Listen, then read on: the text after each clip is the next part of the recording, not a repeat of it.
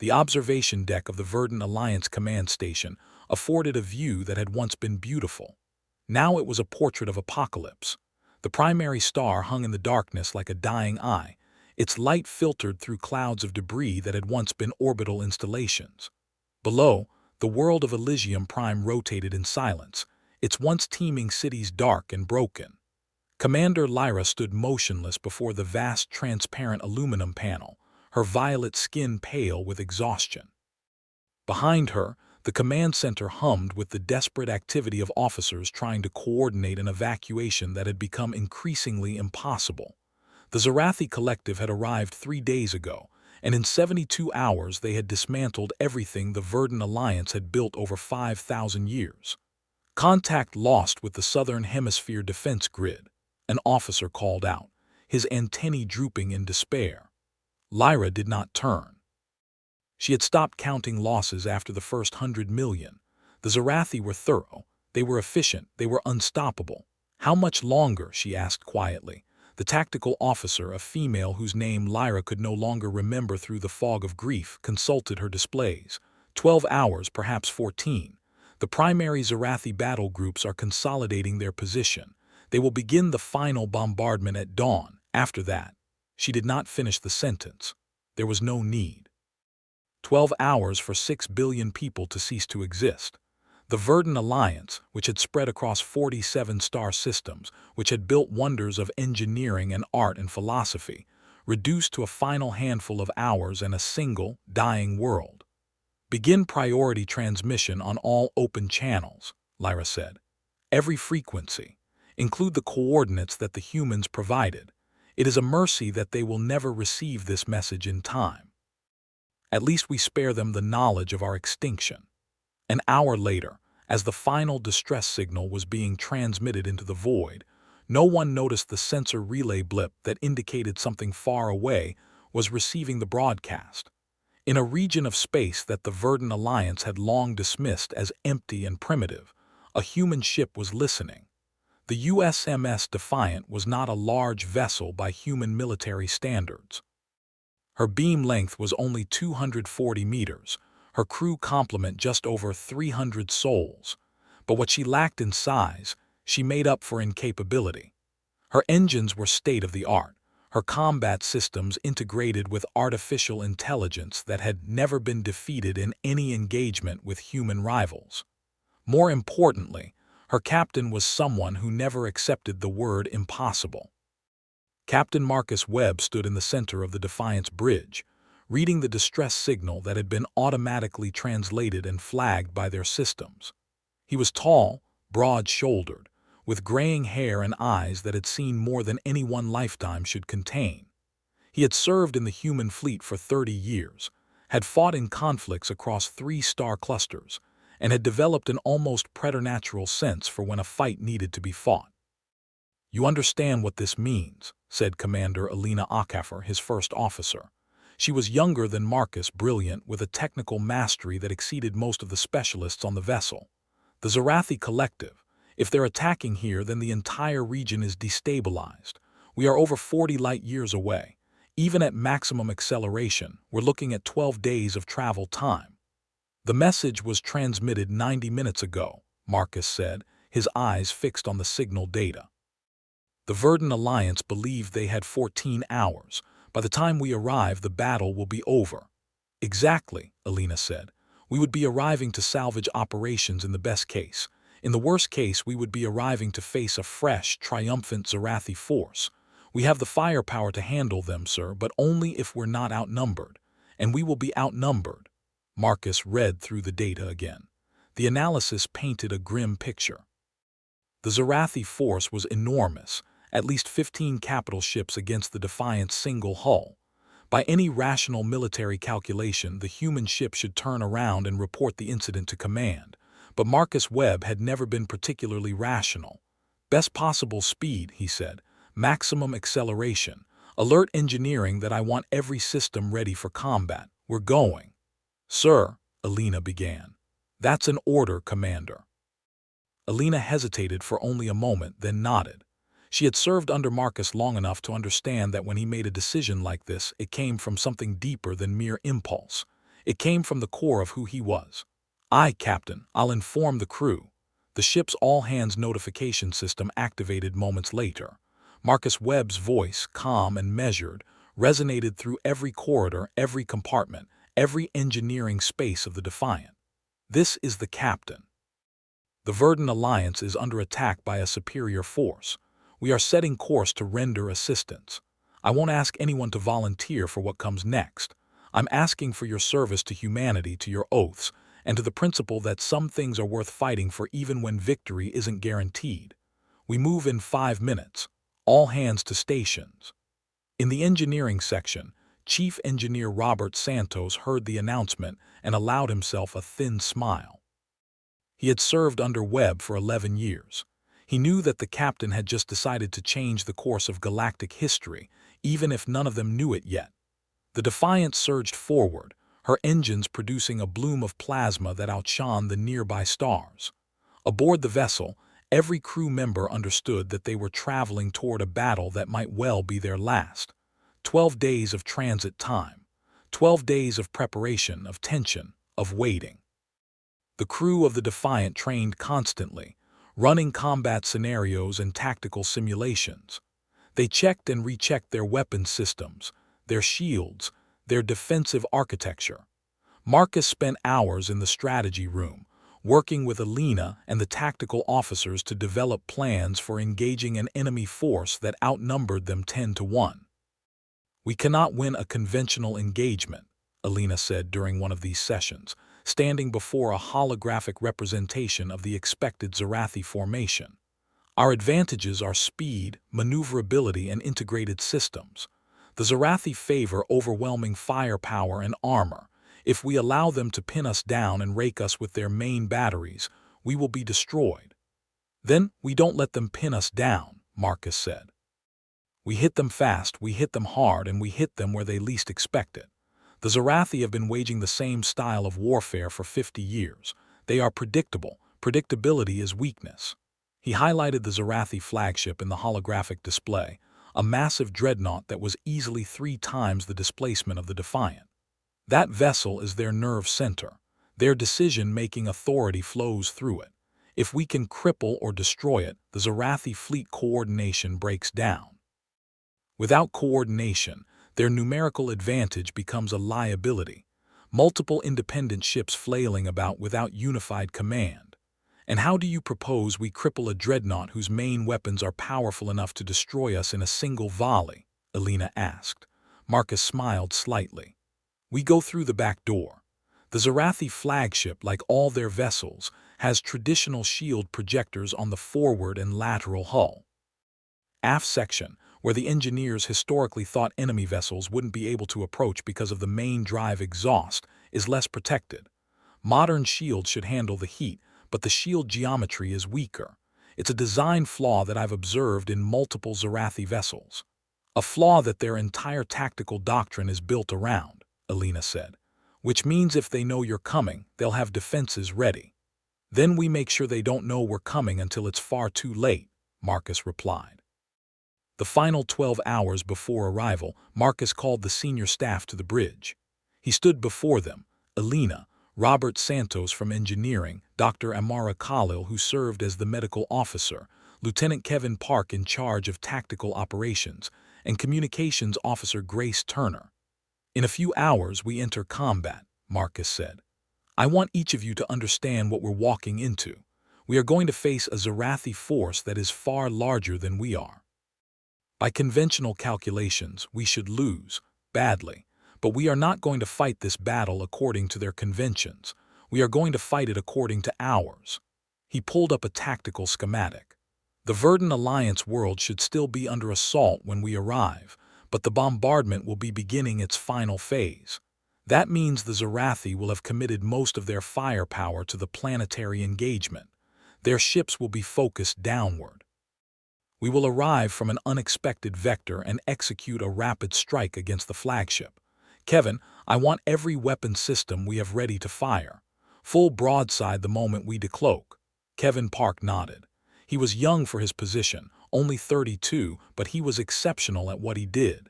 His firing solution calculations were legendary in the fleet. Robert, I need the engines ready for multiple emergency burns. We're going to be maneuvering hard and I need power available on demand. You'll have it, Robert said quietly. Elena, you have the bridge if I go to the auxiliary command center. Your priority is to coordinate with the tactical team and execute the plan. Don't deviate from it no matter what. Elena looked at her captain. And what's your priority, sir? Marcus met her eyes. Survival, all of ours. The approach to the Elysium Prime system was like watching the end of the world through a camera. The Verdant Alliance outer defense grid was in ruins. Space was filled with wreckage and the bodies of destroyed ships. The planet below was already heavily scarred, with visible impacts across its surface from orbital bombardment. The Zarathi fleet was exactly where the tactical models had predicted, massed in close formation above the Terminator line, their weapon systems focused on the remaining population centers of the surface world. Cloaking devices active, Grace Turner reported. All stealth systems online were effectively invisible to their sensors. Robert, Marcus asked, engines ready for full burn on your command, sir. Marcus watched the holographic display showing the Zarathi dreadnought at the center of their formation. Somewhere on that ship, decisions were being made about the final bombardment. Somewhere in those command centers, officers believed they had already won. All hands battle stations, Marcus said quietly. This is it. The Defiant shuddered slightly as she moved into position, her cloaking fields keeping her hidden from Zarathi sensors. The distance between the human ship and the flagship narrowed. 200,000 kilometers, 100,000, 50,000. Kevin, are you ready? Marcus asked. All weapons armed and targeted on the designated coordinates, Kevin replied. Awaiting your mark. Marcus took a deep breath. This moment would change everything. If they succeeded, the Verdant Alliance would survive, and humanity would announce its presence to the galaxy as a force to be reckoned with. If they failed, the Defiant and her crew would be destroyed, and the Zarathi would know that at least one human ship had tried. Drop the cloak, Marcus commanded. Full barrage all weapons, fire everything. The space around the Defiant erupted in weapons discharge. The Defiant carried 4 main weapon systems, a plasma cannon array, a series of antimatter warhead launch tubes, gravitational disruptor emitters, and a secondary laser battery. All of them fired simultaneously, a coordinated assault that had taken countless hours to program and perfect. The Zarathi flagship's aft shields, weakest in their configuration, took the full brunt of the attack. Plasma bolts tore through the shield grid, antimatter warheads detonated against the hull, gravitational disruptors created zones of spatial distortion that twisted metal and snapped structural supports. The great dreadnought shuddered under the assault. Direct hits on shield generators 3 through 7, Kevin called out. Aft shields at 40% and falling. Secondary explosions in their engineering section. Multiple casualty reports across the Zarathi fleet. The Defiant's advantage was already evaporating. The other Zarathi vessels were turning toward them, their massive weapons systems charging for response fire. Evasive pattern Delta 7, Elena commanded. Full power to shields. Robert, I need everything the engines can give us. The Defiant's engines screamed to full acceleration, pulling the small human warship away from the converging fire. A Zarathi cruiser to the starboard side launched a salvo of energy lances that barely missed the ship's bow. Another vessel fired a spread of kinetic projectiles that would have been devastating if they had connected. But the Defiant was already gone, her superior maneuverability taking her through gaps in the Zarathi formation that their larger, more cumbersome ships couldn't replicate. Get me another firing solution on the flagship, Marcus said from the auxiliary command center, watching the battle unfold on his tactical display. Incoming fire from 3 vessels, Kevin reported, his fingers flying across his console. Shields at 80%, getting the solution now. Mark, all weapons ready for second barrage. The Defiant curved through space, her engines leaving a trail of plasma. She fired again, another massive broadside that tore into the already damaged Zarathi flagship. This time the impacts were deeper, more devastating. The dreadnought's engines went dark, its drive sections rendered inert by the assault.